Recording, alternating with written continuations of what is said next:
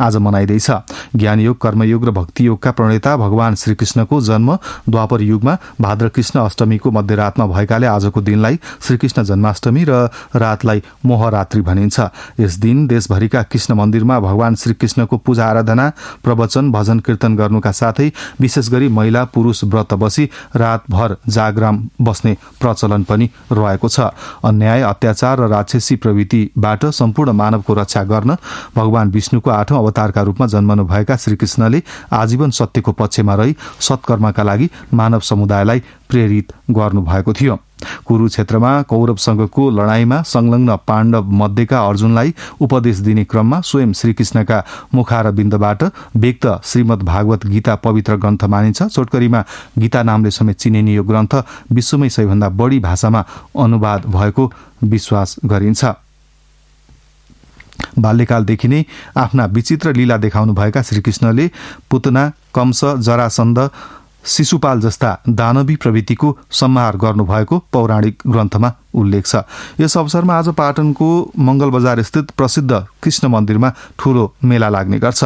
त्यसैगरी राजधानीको उत्तर पूर्वी भेगस्थित कागेश्वरी मनोहरा नगरपालिकामा रहेको नवतम धाममा पनि भक्तजनको भीड़ लाग्ने गर्छ। उत्तरी भेगस्थित बुढा नीलकण्ठमा रहेको श्रीकृष्ण भावनामृत संघको कार्यालयमा रहेको श्रीकृष्ण मन्दिरमा पनि भक्तजनको भीड़ लाग्छ। राजधानीका विभिन्न स्थानमा रहेका ठूला साना श्रीकृष्ण मन्दिरमा पनि भक्तजनको घुइँचो लागेको छ। यसैबीच राष्ट्रपति रामचन्द्र पौडेलले श्रीकृष्ण जन्माष्टमी पर्वले बहुजातीय, बहुभाषिक र बहुसांस्कृतिक विविधतायुक्त हाम्रो समाजलाई भावनात्मक एकताको सूत्रमा आबद्ध गरी धार्मिक सहिष्णुता तथा आपसी सद्भाव कायम गर्दै सत्कर्मका लागि मानव समुदायलाई प्रेरित गर्न सहयोग पुर्याउने अपेक्षा व्यक्त गर्नुभएको छ। भगवान श्रीकृष्ण जन्मनु भएको पावन दिनको उपलक्ष्यमा मनाइने श्रीकृष्ण जन्माष्टमी पर्वको अवसरमा स्वदेश तथा विदेशमा रहनुभएका सम्पूर्ण नेपाली दिदीबहिनी तथा दाजुभाइमा सुख, शान्ति र सुस्वास्थ्यका लागि हार्दिक शुभकामना व्यक्त गर्दै उहाँले सो अपेक्षा व्यक्त गर्नुभएको हो।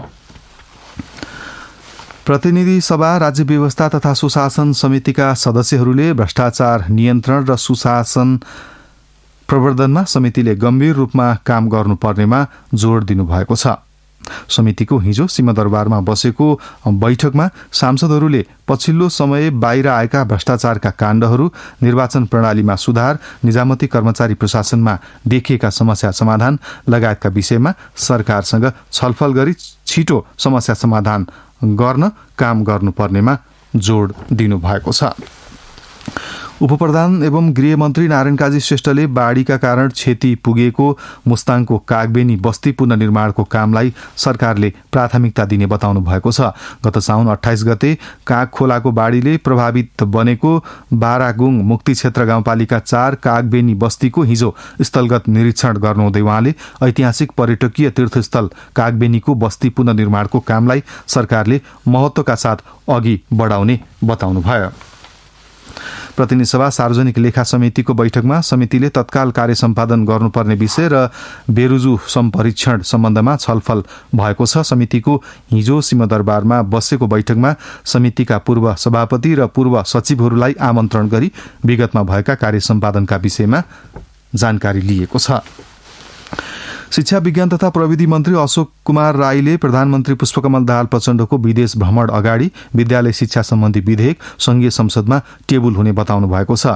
विधेयकमा आफूहरूको मुद्दा सम्बोधन गरी छिटो ल्याउन ध्यानाकर्षण गर्न हिजो सिंहदरबार स्थित कार्यकक्षमा पुगेको नेपाल शिक्षक महासंघको टोलीलाई उहाँले उक्त जानकारी गराउनु भएको टोलीमा सहभागी नेपाल विद्यालय परिषदका अध्यक्ष गंगाराम तिवारीले जानकारी दिनुभयो।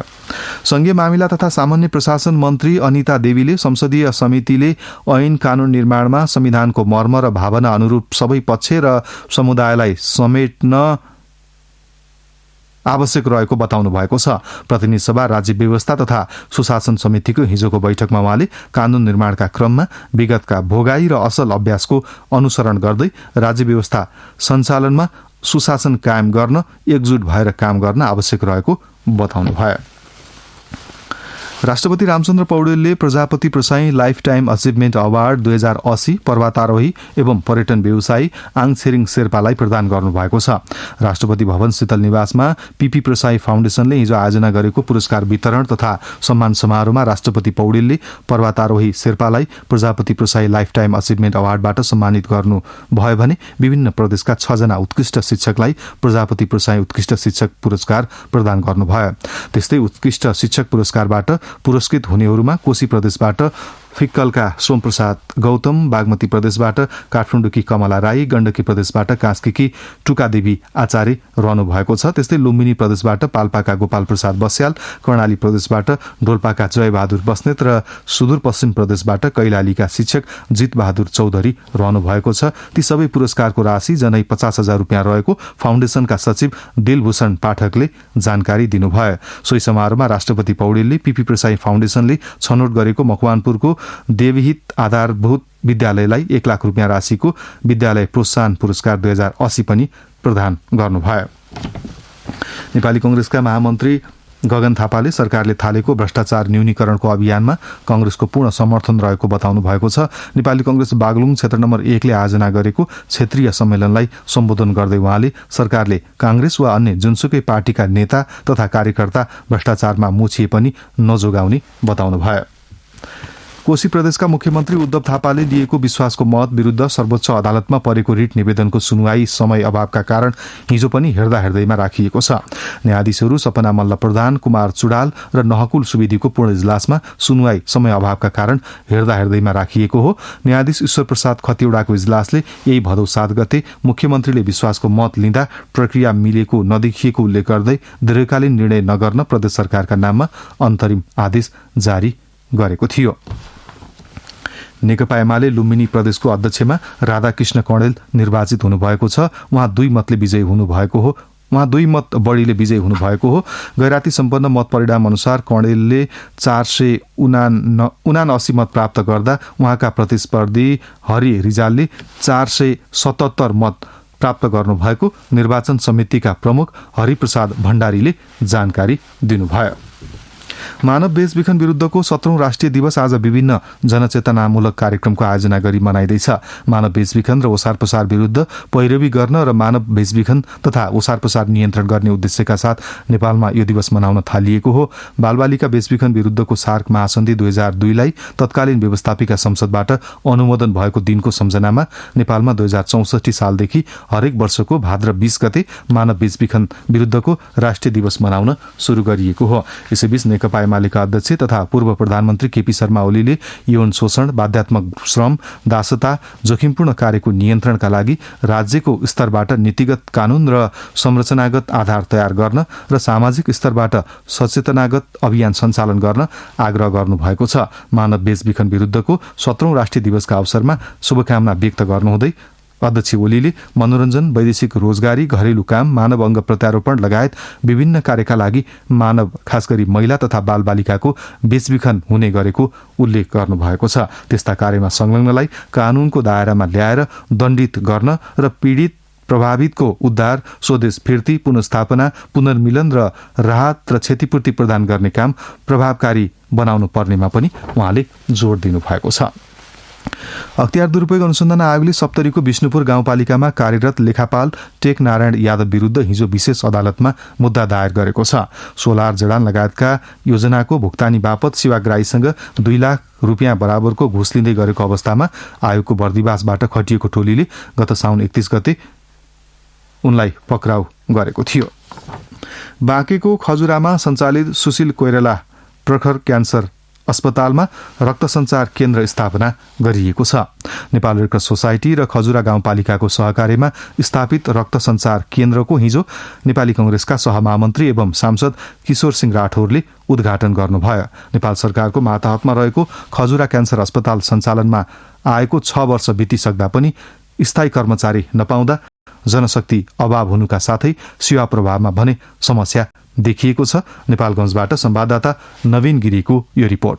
सुशील कोइराला प्रखर क्यान्सर अस्पतालले हरेक वर्ष पश्चिम नेपालका 30,000 क्यान्सरका बिरामीको उपचार गरिरहेको छ। यति ठूलो संख्यामा क्यान्सरका बिरामीको उपचार गर्ने अस्पतालमा रहेका सबै चिकित्सक र कर्मचारी भने काज र करारका मात्र छन्। अस्पतालमा हालसम्म एकजना पनि थायी दरबन्दी छैन। काज र करारमा रहेका चिकित्सक र कर्मचारी पनि आवश्यकताको 25% मात्रै रहेको अस्पतालले जनाएको छ। अस्पतालका medical superintendent doctor Niraj Bhattarai, आवश्यक जनशक्तिको करिब 25% मात्रै जनशक्तिबाट अस्पताल चलाइरहेको अवस्था छ र यो सीमित जनशक्ति, स्रोत साधन, भौगोलिक अप्ठ्यारोको बावजुद हामीले चाहिँ यहाँबाट यथासम्भव सेवा दिइरहेका छौं। अस्पतालमा हाल चिकित्सक र कर्मचारी गरेर 110 जना छन्। अस्पतालले व्यवस्थापन सर्वेक्षण गरेर 400 जनशक्ति आवश्यक रहेको ठहर गरी सरकारसँग माग समेत गरेको छ। बिरामीको संख्या दिनदिनै बढ्दै गएकाले थप विशेषज्ञ चिकित्सक माग गरिएको अस्पतालले जनाएको छ। अस्पतालको भौतिक पूर्वाधार निर्माणदेखि व्यवस्थापकीय पक्षमा सरकारले ध्यान नदिँदा सञ्चालनमा समस्या आएको अस्पताल विकास समितिको भनाइ छ।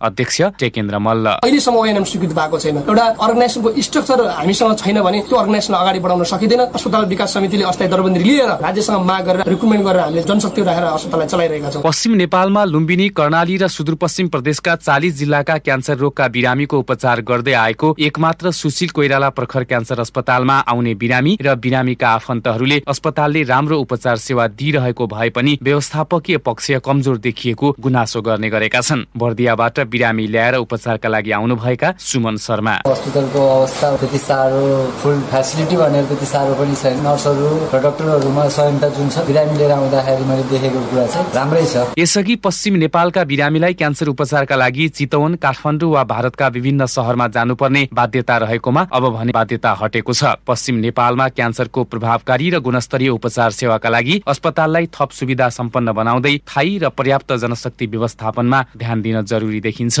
नवीन गिरी, रेडियो नेपाल, नेपालगञ्ज। बागलुङमा नेवार समुदायले मनाउँदै आएको भदौरे नाचले यति बेला माहौल जात्रामय बनाएको छ। झनै पूर्णिमादेखि कृष्णाष्टमीसम्म बागलुङका नेवार समुदायले लाखे, बास्सा, रोपाई, होवा, जोगी, कटुवाल, घोडा लगायतका नाच तथा झाँकी प्रदर्शन गर्ने प्रचलन रहेको छ। बागलुङबाट संवाददाता कोपिला कौडेलको यो रिपोर्ट। यहाँका रैथाने नेवार समुदायले चनै पूर्णिमादेखि कृष्णाष्टमी पर्वसम्म मनाउँदै आएको भदौरे नाच बागलुङमा व्यवस्थित बन्दै गइरहेको छ। वर्षेनी संस्कृति जोगाउने उद्देश्यका साथ परम्परागत भदौरे नाच प्रदर्शन हुँदै आएको बताउनुहुन्छ नेवारी समुदायका अगुवा हरिप्रसाद श्रेष्ठ। नेवारहरूले आफ्नो संस्कृति झल्कने गरिकन गाई जात्रा मनाउने परम्परा छ। त्यो परम्परा 7 दिनसम्म विभिन्न प्रकारका नाचहरू निकालेर अनि कृष्ण जन्माष्टमीको दिनमा रथ घुमाएर त्यसलाई समापन गरिन्छ। भदौरे जात्रा अन्तर्गत पहिलो दिन गाई जात्रा निकालिन्छ। नेपाल भाषा मङ्का खलका अध्यक्ष मुकेश चन्द्र राज भण्डारी, यो चाहिँ मृतकको सम्झनामा बागलुङको नेवार समुदायको प्रत्येक घरबाट टाइमचा निकाल्ने चलन छ। यो एउटा मृत्युको तथ्याङ्क राख्ने पर्वको रूपमा पनि मानिन्छ। काठमाडौँको भक्तपुरबाट सुरु भएको भदौरे नाच बागलुङमा थप उत्साहित र व्यवस्थित बन्दै गएको छ। सुरुमा नेवारी समुदायले मात्र प्रदर्शन गर्ने गरेको भदौरे नाचलाई पछिल्लो समय यहाँका सबै जात जातिले साथ दिँदै आएका छन्। स्थानीय व्यवसायी युवराज राज भण्डारी, नाच आएको अहिले चाहिँ बागलुङका सबै समाजबाट यो नाचलाई चाहिँ उत्साहका साथ लिएछ। पहिला चाहिँ नेवारी मात्रै हो, अहिले चाहिँ सबै जात जनजाति सबै मिलेर नाच। पुस्तान्तरणको अभावमा कतिपय परम्परागत नाच संकटमा परे पनि भदौरे नाच प्रति भने आकर्षण बढ्दो छ। यस्ता खाले कला र संस्कृतिको जगेर्ना गर्नका लागि स्थानीय लगायत तिनै तहका सरकारको ध्यानाकर्षण हुनुपर्ने बताउनुहुन्छ बागलुङ नगरपालिकाका नगर प्रमुख वसन्त कुमार श्रेष्ठ। हाम्रो देशको कला संस्कृति नेवारी कम्युनिटीबाट चाहिँ सञ्चालित भएको हामी देखिरहेका छौँ। यसलाई चाहिँ स्थानीय सरकारदेखि लिएर राष्ट्रिय सरकारले पनि संरक्षण गरेर जानुपर्छ। संरक्षणको अभावमा कतिपय कला संस्कृति हराउँदै गएका छन्। नेवारी लगायत जुनसुकै विशेष समुदायले मनाउँदै आएका यस्ता खाले कला संस्कृतिको जगेर्ना गर्नतर्फ राज्य लगायत सबै सरकारवालाको ध्यान जानुपर्ने देखिन्छ। कोपिला कण्डेल, रेडियो नेपाल, बागलुङ। अब के अन्तर्राष्ट्रिय समाचार। भारत सरकारले देशको औपचारिक नाम भारत प्रयोगमा ल्याएको छ। औपचारिक रूपमा मुलुकको नाममा इन्डिया प्रयोग गर्ने गरिएकोमा त्यो हटाइएको छ। केही दिनपछि शुरू हुने G20 सम्मेलनका लागि पठाइएको निमन्त्रणा पत्रमा देशको नाममा भारत उल्लेख गरिएको छ। राष्ट्रपति द्रौपदी मुर्मुले सम्मेलनमा सहभागी हुन पठाउनु भएको निमन्त्रणा पत्रमा भारतका राष्ट्रपति लेखिएको बीबीसीले उल्लेख गरेको छ। त्यसअघि सत्तारूढ भारतीय जनता पार्टीले एक देश एक नाम अन्तर्गत भारत मात्र राख्नुपर्ने बताउँदै आएको थियो। राष्ट्रपतिको निमन्त्रणा पत्रमा इन्डिया हटाएर भारत मात्र लेखिएपछि प्रमुख प्रतिपक्षी दल कांग्रेस आईले विरोध जनाएको छ भने सत्तारूढ दल र उसका सहयोगी दलले भने समर्थन गरेका छन्। जापानले फुकुशिमा आणविक भट्टीबाट प्रशोधित पानी समुद्रमा छोडेपछि जापानी समुद्री खानामा चीनले लगाएको प्रतिबन्धलाई विश्व व्यापार संगठन WTOले अस्वीकार गरेको छ। जापानी जलीय आयातलाई प्रतिबन्ध लगाउन WTOलाई चीनले आग्रह गरेपछि WTOले चीनको आग्रह अस्वीकार गरेको हो। अब आर्थिक समाचार। प्रधानमन्त्री पुष्पकमल दाहाल प्रचण्डको भारत भ्रमणका क्रममा प्रारम्भिक हस्ताक्षर भएको नेपाल भारत दीर्घकालीन विद्युत व्यापार सम्झौतालाई भारतले अनुमोदन गरेको छ। यो सँगै नेपालले प्रस्ताव गरेको 10,000 मेगावाट सम्मको विद्युत भारत निर्यात गर्ने बाटो खुल्ने सम्भावना बढेको छ। दीर्घकालीन विद्युत व्यापार सम्झौतालाई भारतको मन्त्री परिषदले अनुमोदन गरेको अनौपचारिक जानकारी प्राप्त भएको ऊर्जा जलस्रोत तथा सिंचाई मन्त्रालयले जनाएको छ। निर्णयको औपचारिक जानकारी भएपछि त्यस सम्बन्धमा चाँडै नै काठमाडौँमा दुई देशका सचिव स्तरमा छलफल गरी विस्तृत सम्झौतामा हस्ताक्षर हुने ऊर्जा जलस्रोत तथा सिंचाई मन्त्रालयका सचिव दिनेश घिमिरेले जानकारी दिनुभयो। नेपाल भारत दीर्घकालीन विद्युत व्यापार सम्झौतामा 10 वर्षमा 10,000 मेगावाट विद्युत निर्यातको विषय मुख्य रूपमा उल्लेख गरिएको छ। विद्युत व्यापार सम्बन्धी समझदारी पत्रलाई भारतको संघीय मन्त्री परिषदले औपचारिक रूपमा स्वीकृति गरेको भारतका लागि नेपाली राजदूत डाक्टर शंकर प्रसाद शर्माले जानकारी दिनुभएको राष्ट्रिय समाचार समितिले जनाएको छ। प्रधानमन्त्री पुष्पकमल दाहाल प्रचण्डको भारत भ्रमणका क्रममा दुई देश बीचको दीर्घकालीन विद्युत व्यापार सम्बन्धी प्रारम्भिक समझदारी पत्रमा हस्ताक्षर भएको थियो। हाल नेपाल विद्युत प्राधिकरणले दैनिक रूपमा भारतीय इनर्जी एक्सचेन्ज मार्केटमा 452 मेगावाट विद्युत निर्यात गर्दै आएको छ। सन् 2014मा नेपाल र भारत बीच विद्युत व्यापार सम्झौता भएको थियो। सांसदहरूले चाडबाड नजिक आइरहेको बेला दैनिक उपभोग्य वस्तुको मूल्य वृद्धि भएको भन्दै तत्काल बजार अनुगमन गर्न माग गर्नु भएको छ। भुवन आचार्य। अब खेल समाचार। राष्ट्रिय महिला तथा पुरुष भलिबल खेलाडीले इतिहासमै पहिलो पटक मासिक तलब पाएका छन्। नेपाल भलिबल संघले काठमाडौँमा एक पत्रकार सम्मेलन गर्दै खेलाडीले मासिक तलब पाएको जानकारी दिएको छ। वर्तमान राष्ट्रिय टोलीमा भएका समान 12 जना महिला र पुरुष खेलाडीले मासिक 5,000 का दरले तलब पाएका हुन्। अमेरिकामा रहेका पूर्व राष्ट्रिय खेलाडी रामश्रेष्ठको समन्वयमा राष्ट्रिय खेलाडी र बिजनेस इन्टरप्रेन्योरको सहयोगमा उक्त मासिक तलब दिने भएको हो। सेप्टेम्बर, अक्टोबर र नोभेम्बरको तलब संघको खातामा आइसकेको जानकारी दिएको छ। सबै खेलाडीलाई 3 महिनाको तलब कुल 15,000 मंगलबार नै संघले प्रदान गरेको छ। पहिलो पटक तलब पाएपछि कप्तान अरुणा साईले भलिबल संघले आफै सहयोग जुटाएर तलबको व्यवस्था गरेकोमा धन्यवाद दिइन्। नेपालको महिला र पुरुष भलिबल टोलीले आगामी महिना चीनमा हुने 19औं एसियाली खेलकुद खेल्दैछ। राष्ट्रिय खेलकुद परिषद राखेपको पहलमा पहिलो पटक 19औं एसियाली खेलकुद खेल्न लागेको हो। अजय बम। अब मौसम। आज देशभर आंशिकदेखि सामान्य बदली रही कोशी र बागमती प्रदेशका केही स्थानमा मेघगर्जनसहित हल्कादेखि मध्यम वर्षा हुने जल तथा मौसम विज्ञान विभागले जनाएको छ। गत 24 घण्टामा काठमाडौँ उपत्यकामा मापन गरिएको अधिकतम तापक्रम 29.5 डिग्री सेल्सियस, न्यूनतम तापक्रम 19 डिग्री सेल्सियस। अहिले बिहानको सापेक्षिक आर्द्रता 96%। आज दिउँसो काठमाडौँ उपत्यकाको अधिकतम तापक्रम 31 देखि 33 डिग्री सेल्सियसका बीच रहने अनुमान गरिएको छ। काठमाडौँ उपत्यकामा सूर्योदय अघि बिहान 5:45 भयो भने सूर्यास्त भरे साँझ 6:20 हुनेछ।